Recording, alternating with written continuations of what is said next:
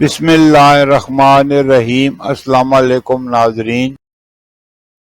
برصغیر میں زندگی کی گاڑی کو آگے بڑھانے کے لیے 3 طرح کے کیلنڈر دیکھے جاتے ہیں، جن میں عیسوی کیلنڈر، اسلامی کیلنڈر اور بکرمی یا دیسی کیلنڈر۔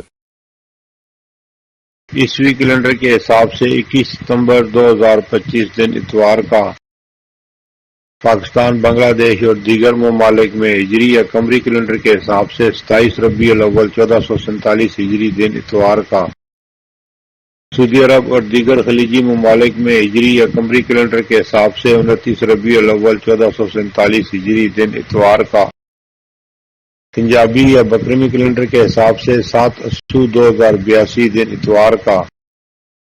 آج کی بات، اگر زندگی بھر کا حساب لگایا جائے تو غیروں کے مقابلے میں اپنے ہی زیادہ خطرناک ثابت ہوئے ہیں۔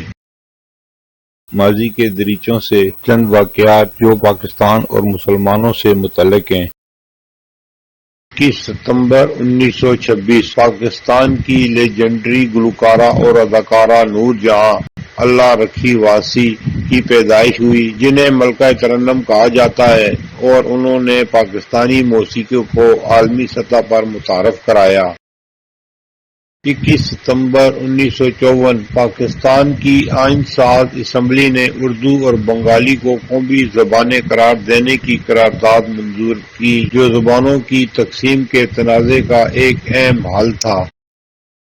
21 ستمبر 1965 گیمبیا، مالدیپ اور سنگاپور اقوام متحدہ کے رکن بنے۔ 21 ستمبر 1971 بحرین، بھوٹان اور قطر اقوام متحدہ کے رکن بنے۔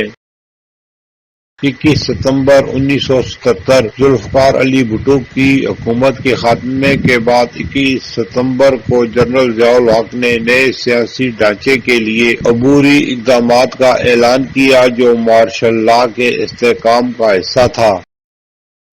21 ستمبر 1985 پاکستانی کرکٹ ٹیم نے 21 ستمبر کو سری لنکا کے خلاف کولمبو میں ایک روزہ میچ کھیلا، جس میں عمران خان کی قیادت میں ٹیم نے شاندار کارکردگی دکھائی۔ یہ میچ پاکستان کی کرکٹ تاریخ میں اہم میچ ہے۔ 21 ستمبر 2003 منڈی بہاؤالدین ضلع کے قصبہ ملکوال کے قریب ٹرین حادثہ پیش آیا، جس میں 100 سے زائد افراد ہلاک ہوئے، جو پاکستان کی ریلوے تاریخ کا ایک دل خراش واقعہ ہے۔ 21 ستمبر عالمی یوم امن ہر سال 21 ستمبر کو منایا جاتا ہے۔ اس کا مقصد لوگوں میں امن کی اہمیت اور امن کی ضرورت بتانا ہے۔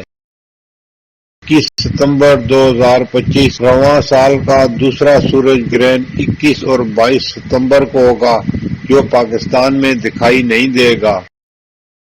پھر ملیں گے اگلی ویڈیو میں، جب تک دیجیے مجھے اجازت۔ اللہ حافظ۔